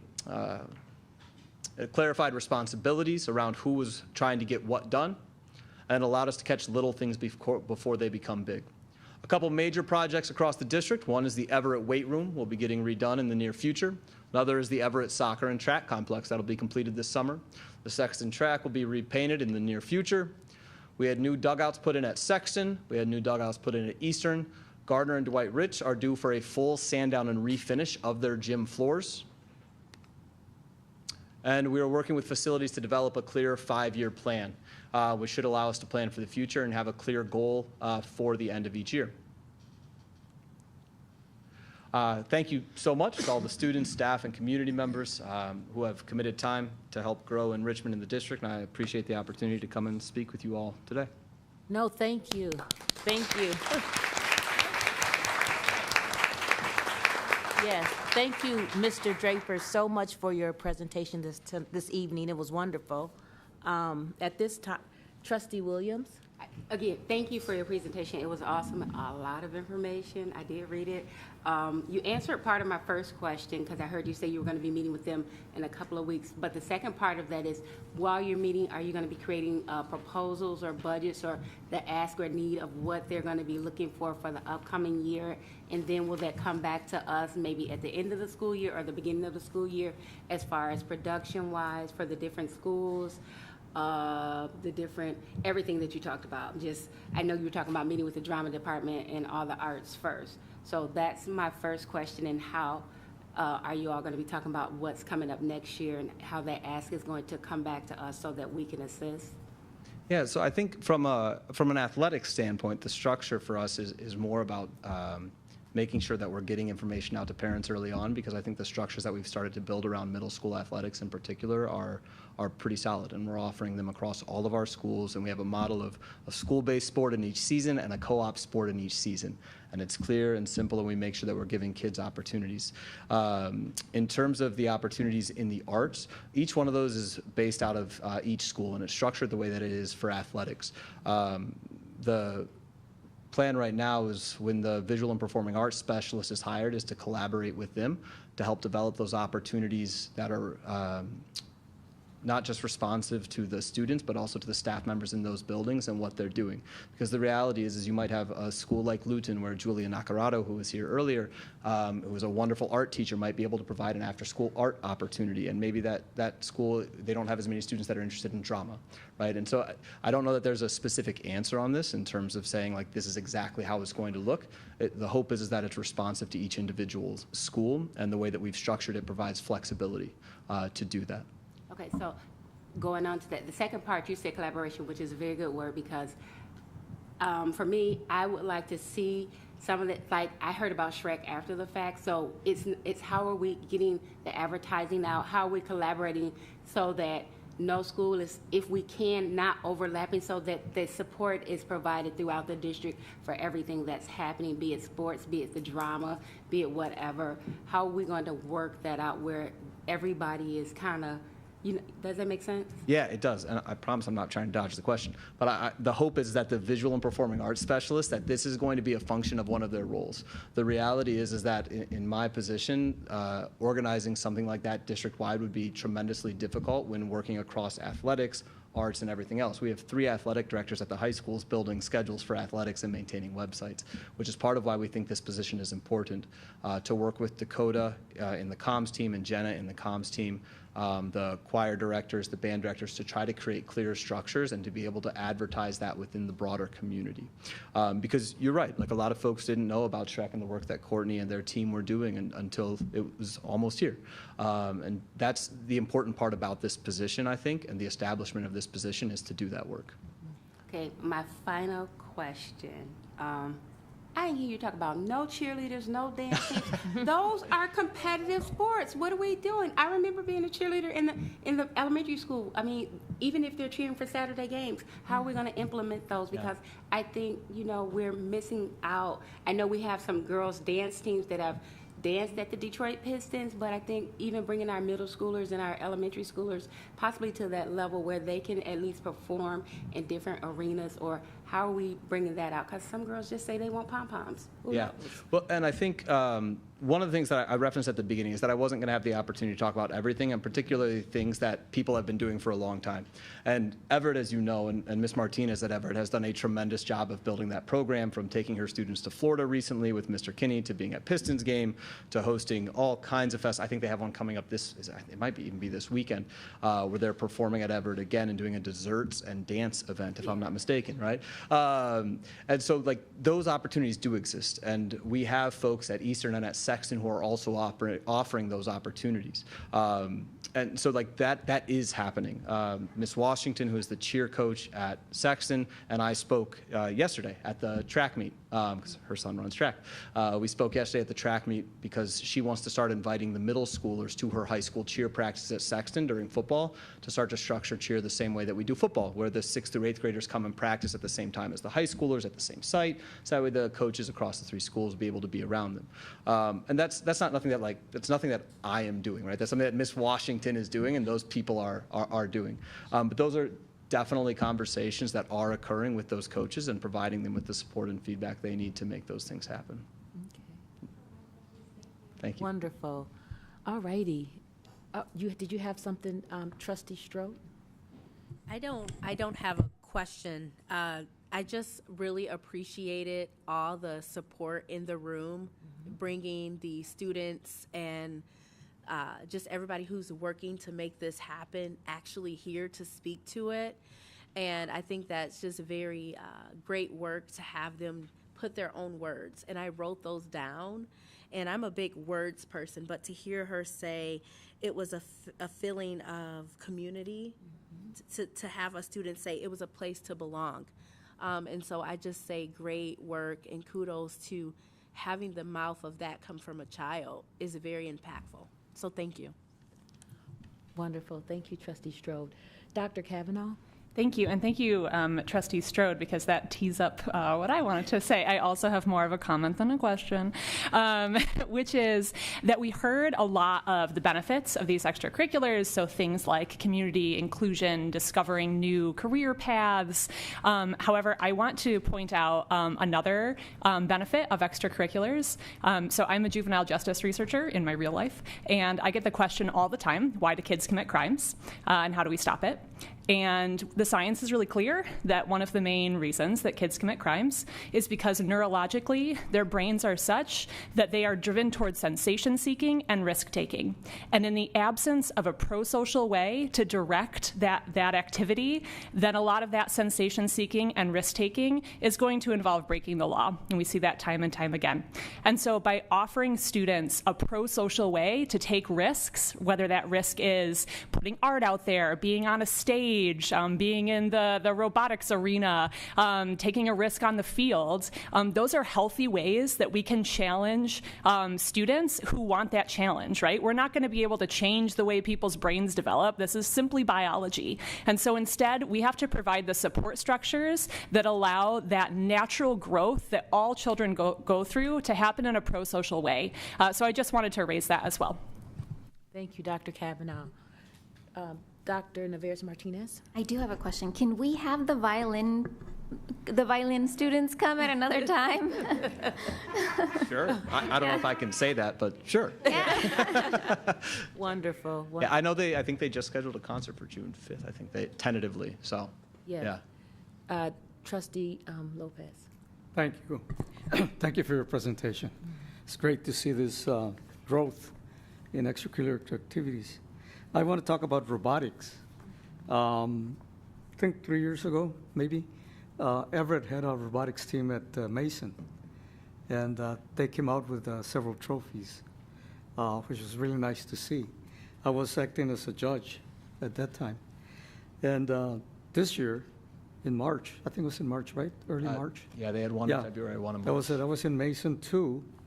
And what I see with the robotics teams is that they all talked about family. It becomes a family when they work that close together. And they work because they want to work, they make time. Some of the kids are athletes or involved in many other things, but they make time to go to work with the robotics team, because that's something I think that, in a way, and they've said it, keeps them grounded. And so it is very important that, to me, though, is that we continue developing that robotics team. It's very important for growth, for learning, and making community, making family, too. Yes. So thank you very much for the support. Yes. Thank you. Thank you so much. Trustee Boyer? Hi, Stephen. How's it going? Good. Great job tonight. Thank you. Really appreciate that. Everything in it. Can you speak to esports? And this is for community, right? So we hear about new things being introduced in high schools. My family and I had the opportunity, we toured a facility in another state, and they showed us their esport room, and they talked about why it was even beneficial for it to be in the library. And so they had a portion of the library. So for community purposes, because some parents might be like, why are we spending our money or our tax money and y'all getting these classes for kids to play the sport? So can you speak a little bit to why esports would be advantageous for our district to even start to participate in. Yeah, sure. And one thing that I totally forgot to mention, I should have, was our esports teams actually went on a field trip, a tournament/field trip down to University of Olivet on Tuesday, where they got to tour the campus and meet with the admissions team and then compete in a tournament at the Block House, which is the University of Olivet's esports complex. The 18 students from Lansing Tech, which is amazing, with 2 grade levels there, were there, and then Sexton, Eastern, and Everett were all represented at that event. Talking to coaches afterwards, my understanding is that the esports coach at Olivet, who was there, also offered some of our students the opportunity to come to Olivet to compete in esports next year. If you're not familiar, esports at the collegiate level can offer scholarships, and it's unique at the Division III level, which is what University of Olivet is, because it is not an NCAA sport, they can actually offer scholarships for it. So esports opens up opportunities for students to receive scholarship dollars at the Division III level that you could not receive in a, what you call a traditional sport. So I think from that standpoint, that's one piece of it, is that those students are able to go down, see this facility, meet with an esports coach, spend time with them, and understand what that's like at the collegiate level. I think another thing is that it brings in students from a wide variety of backgrounds into the same places. You might have a starting point guard from basketball that's in there, and somebody else who hasn't participated in extracurricular before in the same space doing something that they're passionate about. And I think that sense of community building, which 3 of you mentioned, is a huge part of the importance of esports, because it can break down barriers across lots of different people. One thing that I would note is, in continuing with one of the themes, is trying to increase access and recruiting of female athletes into these spaces. Right? Because both with robotics, with esports, and across our district, we're not seeing that type of participation in the same way from our girls. And it's something that we need to continue to try to pursue and address. I appreciate that. I also, in learning a little about esports, just the commerce behind it. So it's not just students are coming to play video games. There's a whole commerce behind these gaming sports that students are playing, and actually showing them there's a actual career behind this. So let us introduce you to the career that maybe you had never thought about past. This is my break time after school. I'm coming home to play the game. So I'm so over the moon at this opportunity for our district, and I want our community to know why it's so advantageous for us to get in on it. That's right. Thank you for sharing that, Trustee. I'm not a gamer, but I wish I was. Okay, if there is no more questions for our amazing presenters, thank you again for presenting and doing all the great work that you're doing. Thank you. Thank you. Oh, did you have something to say? Yes, go. Superintendent has something to say. No, I was just going to thank the awesome staff and all the families for being here. And, you know, I really appreciate the question about esports. What a lot of folks don't know is there are college scholarships, there's endorsements. It is as lucrative as some of the sports that you would think of as traditional sports. So we just want to give our kids an opportunity for all things and to be successful. But I hope that the community really saw in that very robust conversation how much we have started to really infuse our schools with these extracurricular and enrichment opportunities. So thank you. And thank you again to Stephen and to Mitch. That's right. Give our students an opportunity for all things. All righty. Whew, let us breathe. Moving on to our reports at this time, starting with our report from our secretary, Dr. Navarez Martinez. Yes, so on May 9th, we are going to have a PD day, so there is no school. On May 23rd, we have a planning and records half day for our elementary schools. We also want to congratulate our seniors of the class of 2025 who achieved a cumulative GPA of 3.5 or higher in their high school career. On May 2nd, Sexton Spring Plant Sale from 3 to 4:30, cash sales only, so come prepared. Stop by the ATM before. They'll use the proceeds to purchase a raised garden bed for the club to use during their 3rd year. And for our next board meetings, we have May 15, we have a regular board meeting. June 5th, regular board meeting and information study session. June 26th, public hearing at 5:30 p.m. and regular board meeting at 6 p.m. Thank you. Thank you, Secretary. Yes, Dr. Rodriguez. Thank you. I see here that June 5th is going to be our meeting. we are going to have some circumstances that we are going to need to have meetings. We're going, pardon? We are going to have some circumstances that we are going to need to have meetings. Yes, yes. I won't be here after June 3rd. Okay, I will make I note. want you to be sure that if we have meeting for whatever we need to do, has to be before that, if you want me present. Wonderful. Thank Thank you you. so much for informing me. I took a note. All righty. Moving on to our committee reports from our Finance Committee, Dr. Kavanaugh. Thank you. The Finance Committee met on April 21st at 12:30 p.m. Present was myself and Dr. Navarez-Martinez. I want to raise that our next meeting will be held on May 19th at 12:30 p.m., so you are welcome to join if you'd like to engage in some riveting discussions on finance. As we always do, we covered our investments, our capital funds, our grant spending, any new grants that we've received, as well as go over the Treasurer's Report, which I will present to you tonight. The detailed Treasurer's Report for the period of March 1st, 2025 through March 31st, 2025 is attached to this evening's agenda, but the following are the highlights of that report. The beginning cash and investment balance was $80,813,756. Receipts totaled $14,231,398, while disbursements equaled $20,918,363. Net interfund transfers totaled $63,547 in interest from fund investments to the student and bond funds, as well as journal entries to remove the due to, due froms in all funds. The monthly transfer to the general fund for bond expenses was $0. The ending general fund cash and investment balance on March 31st, 2025 was $74,063,244. The general fund's cash and investment balance is $35,013,683 greater as compared to the same time last year.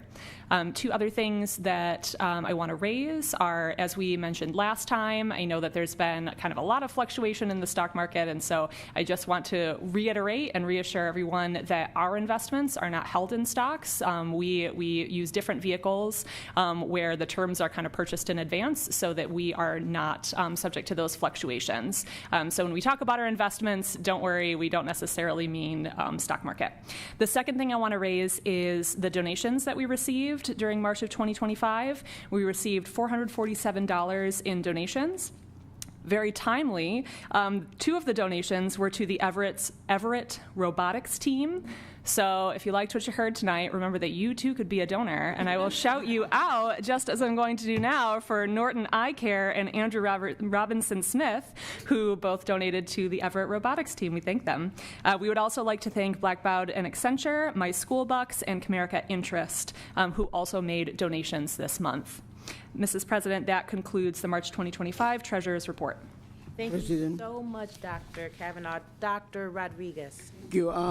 Page 3, I see 2022 bond and 2022 energy bond fund costs. When we had to spend this money?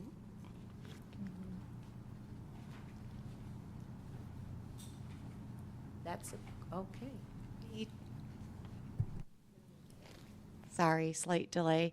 The 2022 bond, we are working on spending over the next couple of years still. We have at least one more and a half probably before it's spent down. And then just as a friendly reminder, we are going for a Series 3, which the board approved last month. And so we'll be coming back in June to have you certify and sign off on those bonds. Thank you very much. I think we need to have a little bit more information about that. Nothing there is going to be extraordinary, but it's good to know. The board need to know if this money is there, and we have to build another building, and all this kind of thing we have to do. Even I won't be here when that happens. I think we should know. Sure. No, I agree. And we're always happy to give a presentation on the bond and bond update. But just in a brief sense, the 2022 bond is the one that we passed in 2022, and we have many years to spend that money. What Kim is alluding to is that the way that typically bonds are sold is that you do different tranches, and so you sell some at the beginning to start the work, and then you sell some later to continue the work. And so what was approved, I guess it was last month, was just we're going back to the market to sell some more. But this is all part of what we did in 2022 when the great people of Lansing decided 71% to allow us the funds, the $129 million, to build the new schools, one of which, good plug, Mount Hope is going to open up in August, which is awesome. But I really appreciate the question from Dr. Rodriguez, is that we're happy to give a kind of a bond update that I think would be great for not just the board, but for the community as well. Thank you. Look forward to that. Any questions or anything? All righty. May I have a motion that the Board of Education approve the expenditures as presented for March 2025? Madam President. Ooh. All righty. Trustee Strode. Let's give it to Trustee Boyer tonight for special. Madam President, Yes. I recommend that the Board of Education approve the expenditures as presented for March 2025. May I have a second? Second by Dr. Rodriguez. All in favor? Aye. Any opposed? Motion passes 8-0. Madam President, Yes, sir. I don't know if it's the time to say it, or I have a friendly question. We don't have report about the personnel committee, and I think they used to have every month. We do. I hope that we can have it sometime. Thank you. We'll make sure that when they start meeting, they'll report. Thank you, Dr. Rodriguez, for reminding us of that committee. I don't want to put more work at anybody, but okay. That's okay. All right. Personnel committee. Moving on to our superintendent report. All right, definitely good evening and not good afternoon.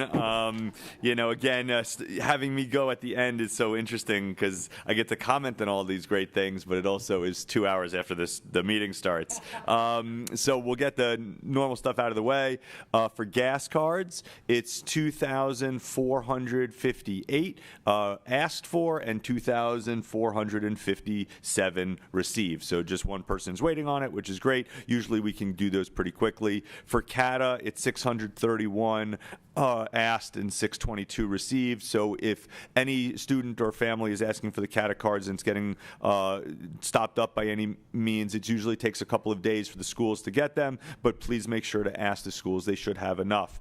In terms of the Dean busing, there are 3,680 requests and 3,442 routed, which sadly is a larger differential than last time. The differential is now 238. Last time we were actually broke under 200 for the first time in, I think, 3 years. But I do know that we have started to get more kids routed, and we're certainly working on it. But I promised I would read these numbers until we get that differential to zero.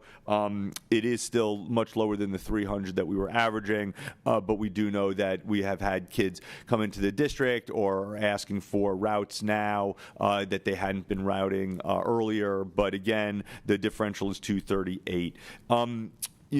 What you saw today, I think, is really indicative of where this district is going. You saw students and teachers and principals present academic work. You saw the director of enrichment talk about the incredible growth of our enrichment programs, be it art or music. I was sitting with Stephen watching Shrek Jr. the musical. It was really special. When I used to teach folks how to become superintendents and principals, and I was the, I had a fancy title, Distinguished Lecturer of Education Leadership at Hunter College, I was asked once on a panel, what's the one thing that if a school could do, you would say it was a high-performing school? And so it's one thing, right?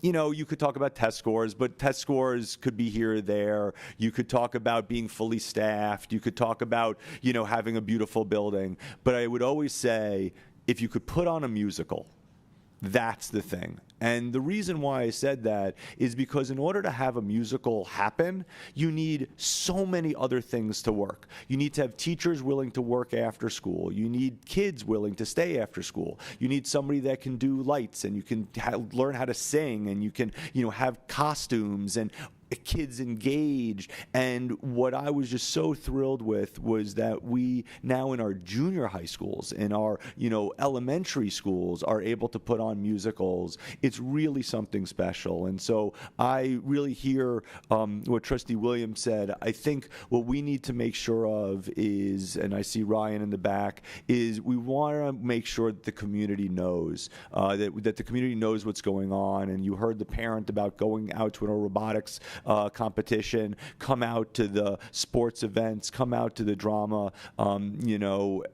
In my weekly newsletter to the community, I wrote about how wouldn't it be amazing if all of us cared about our students, athletes, and drama and musicals as much as we do about the basketball game that's being played, either in downtown Detroit or downtown New York. And I think that we're really getting somewhere in this district. It's really powerful. I've seen this incredible growth, and I just ask that all of us try to pick one event a month or 3 events a year. Pick a school to associate yourself with. Maybe it's the one you went to, maybe the one your kid goes to, and just go to an event.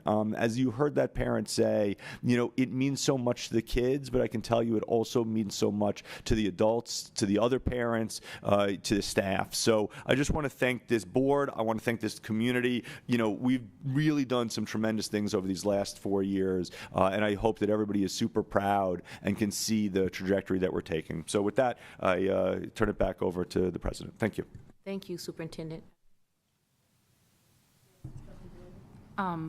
Superintendent, really quickly, do you believe, this is something I thought about with the dean transportation, because we're coming up on spring, and normally leasing, families who may be leasing places probably leased another place. Do you believe that had something to do with probably the dean transportation? I would think it would. Yeah, it's possible. When you're talking about 3,500 kids, like all of that matters, right? And I really appreciate you asking that. We, through a lot of work through Cordelia's office and the Office of School Culture and all of the schools, having these strong relationships with the families to say, oh, you moved. Oh, you changed. Okay, now it's going to be harder for the busing, but we're still going to work for you.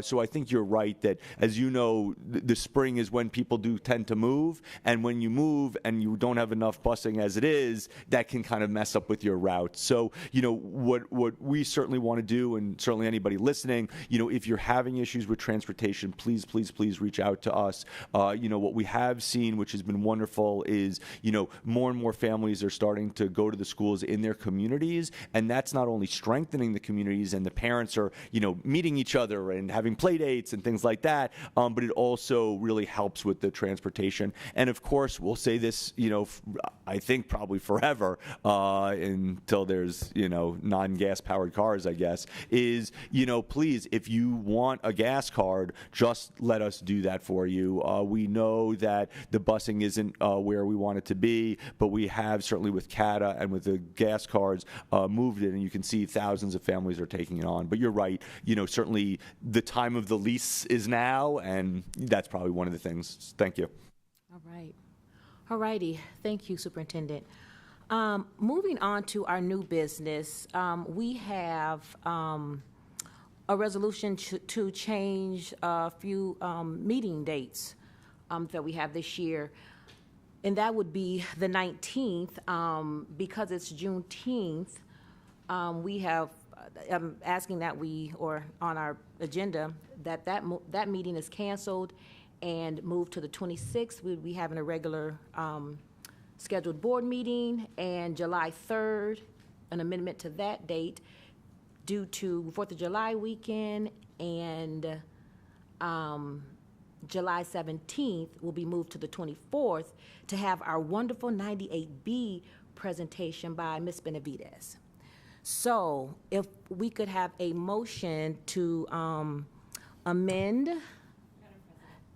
Okay, There I we was gonna go. read Sorry. through it. You got it? Yeah. All right, go ahead. Madam President, I recommend that the board calendar previously adopted on January 9th, 2025 be amended by striking June 19th and inserting June 26th, canceling July 3rd meeting, and striking July 17th and inserting July 24th. It was moved by Dr. Kavanaugh. Can I have a second? Second. Second by Dr. Navarez Martinez. All in favor say yes. Has a friendly amendment. Have meetings if are necessary from here to June 5th. Pardon? And to have another meetings if are necessary, called by the president of the board. You're asking that we adopt a meeting. If we need another meeting. If we need one, okay. Then maybe we need to add that. Okay, and we can discuss that. Okay. Wonderful. So it's been moved by Dr. Kavanaugh, second by Dr. Navarez Martinez. All in favor say aye. Aye. Any opposed? Motion passes 8-0. On to public comments on non-agenda items. We have one. Mr. Kyle Ricard. Did I say that? Richard. Richard, all righty. Members of the public may address the board for 3 minutes. It is the board's policy not to respond to public comment. The floor is yours. Good evening. Good evening. Wow, you said over the moon earlier. I can't tell if I'm over the moon or there's overwhelmed. Like, there's so much information, a lot of cool stuff to see. Whoever came up with the visual learning boards, great idea. I'm here tonight to talk about accessibility. I've been watching the board meetings online on YouTube. And one thing that, thinking about accessibility is like, is this room accessible to everyone? Is this room accessible to all our stakeholders? And at the current moment, I don't feel that as though it is. I would love to see online comment, like City Council has. I like to see online comment like City Council has. Because I think about, if you had like, say, a single parent who, just gets home at 5, they got to cook dinner for the kids, and, but there's something on the agenda that night that they want to talk about. And if they can't come here in person, they can't give their opinion. I would rather have a space where that parent is able to share their opinion virtually. And so I know that the City Council folks, they went through a long process to get to the point where they're at now. And so I'm sure they have some lessons that they could bestow if y'all wanted to go that route. And then I was also thinking about, I noticed on YouTube the remodel in here was one of the first things I noticed. Like, oh, they ripped out the carpet, which I agree with. Good call on that. But I was curious about, like, is this space accessible to, again, like Lansing School District parents and students? And if let's say I had like 3 kids, and the only way I can make it to this meeting is if I bring my kids here with me, is the expectation that they sit in these chairs for the whole time after we've been telling them to sit down in their chair all day at school? And so I'm curious, like, can we get like an area rug and some bean bags in the corner? Maybe like a small bookshelf, so a tub of Legos, something that, so the kids can do quietly while they're in the space. Just something to think about. But great meeting. I'm going to go home. Yeah, have a good night. Thank you. All righty. Moving on to comments from the board. Comments from the board. Yes. Trustee Williams. Good evening, Madam President. Good evening. I'm not sure how many students in our district are familiar with Gear Up, or how many parents or anything, but this weekend they've opened it up that they're doing, it's called It's Not Too Late, MSU Gear Up, for the Elevate Together Family Entrepreneur Summit. It's this Saturday, May 3rd.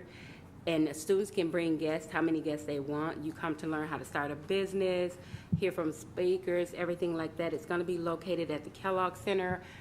There is a registration link. I'm not sure how we can get that out. I did forward this email on to our comms director, so hopefully we can see more students participate and go. Their families is open to the community. Everything is free. I do understand that it is graduation this weekend, but if your children have nothing to do, this is another avenue where they can learn about businesses, creating their own, and as well as a family as well. So please look for that email or communication. If you have questions, you can see me as well. Thank you, Trustee Williams. Yes, Dr. Navarez Martinez. Yes, so last weekend I went to the Labor Council for Latin American Advancement annual scholarship lunch. And one of our students, Anthony Williams, got a scholarship. He's from Everett High School. He got $1,000 for college expenses. So we're very proud of our students. So. Yes, we are our scholars. Yes, Dr. Rodriguez. Thank you, Madam President. We have some of us attending the 3.5 Yes. celebration for the students in Lansing. All the students who have an average in the last 4 years, the 3.5. And really was to hear for them and listening to their speeches and the parents' happiness there demonstrate what the level of learning that our students are having in the schools. And congratulations from all of us, so sure, to the students, to the parents, to the teachers, and to the administrator of these 5 different places that they came from. Thank you, Madam President. No, thank you for joining us last week for the banquet. It was wonderful seeing all of our scholars. Trustee Boyer. I just wanted to give a special shout out to Kavanaugh's presenters tonight, Rain and Flynn, who talked about the stages and the life cycle of a butterfly. They took me through the whole process, and it made me miss teaching, honestly, because they're second graders, and just between that second and third grade, there's just really something special with students and their growth and their comprehension and being able to conversate and defend and observe and to reflect and to show. So I just wanted to say thank you to them for their courageous function tonight to speak to what was a big group of adults in a room, right? And we're all towering over them. And so we just want to say thank you for having them speak from Kavanaugh School. Just the courageousness of our students tonight with Leo and then Eric.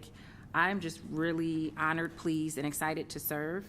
And also, great shout out to Mr. Cadogan, who wore his Pistons jersey tonight. It was a little bit petty move, but we love it, don't we? I completely deserve it, so it's totally fine. I appreciate Chris very much. Yeah, that was funny. Yes, and Trustee Boyer, we have something for you. Yes, Dr. Rodriguez. No, that's over there. I know. Vice President Lopez. Dr. Lopez is fine. Oh, I'll speak that thing into existence.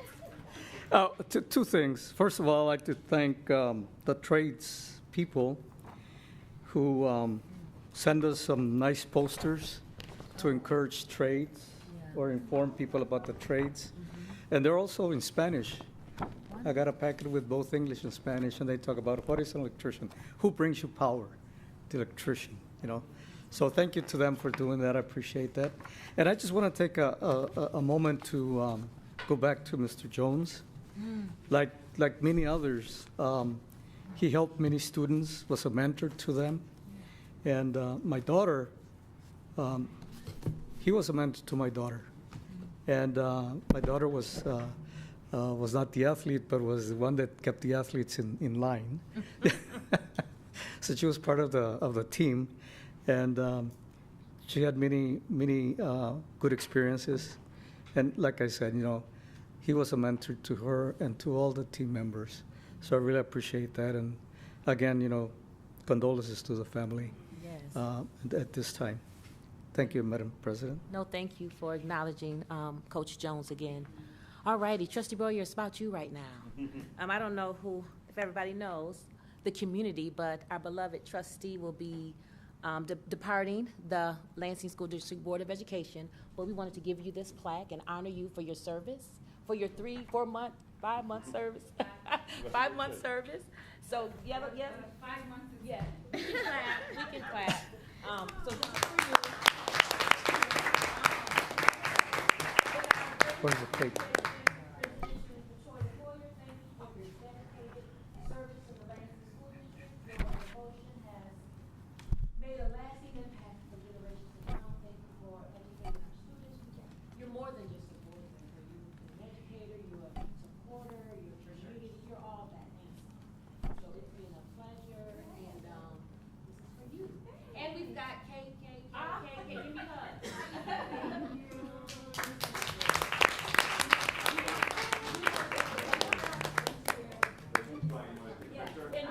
Picture.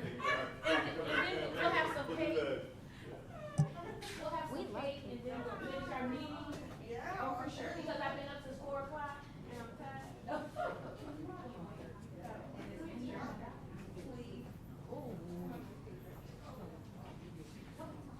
Oh, Alex. Alex. Dan, come on. You better, come on. Come on. Come on. Everybody. Everybody. Everybody. Okay.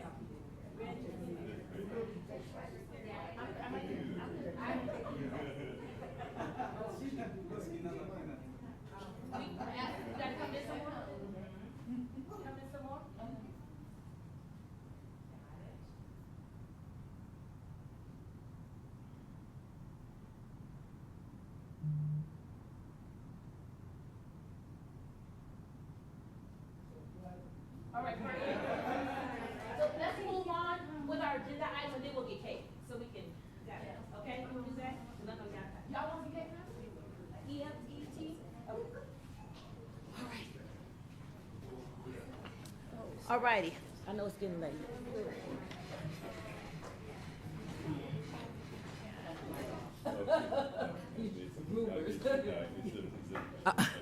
All righty.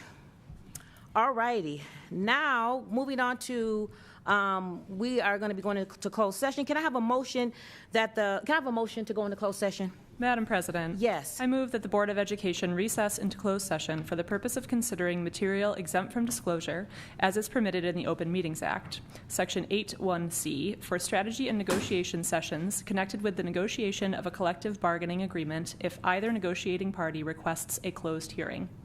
All righty, and we can lump it together. And furthermore, I move that the Board of Education...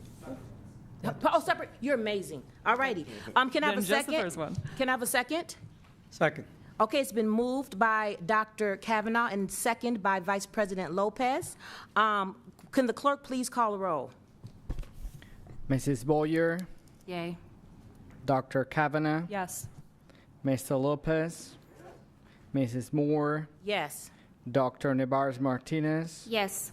Dr. Rodriguez, Mrs. Strode, Yes. Ms. Williams. Yes. Motion passes 8-0. Thank you. May I have a motion for the, oh, no. Okay, so I'm gonna do it now okay. Hold up, wait up. This is, we always have to have order right here. So I got too much going on. So I'm gonna start, and then we'll follow. Wonderful. May I have a recommended motion on the second closed session? Madam President, Trustee Boyer. I recommend that the Board of Education recess into closed session for the purpose of considering material exempt from disclosure as is permitted in the Open Meetings Act, Section 8(1)(h), considering material exempt from disclosure under another statute, which includes reviewing attorney-client privileged materials exempt from disclosure under FOIA Section 13(1)(g). Thank you. It's been moved by Trustee Boyer. Can I have a second? Second. It's been second by Dr. Nevarez Martinez. Please call the roll. Mrs. Boyer, Yes. Dr. Kavanaugh, Yes. Mr. Lopez, Mrs. Moore, Yes. Dr. Nevarez Martinez, Yes. Dr. Rodriguez, Yes. Mrs. Strode, Yes. Ms. Williams. Oh, yes, sorry. Motion passes 8-0. We are now in closed session at 8:26.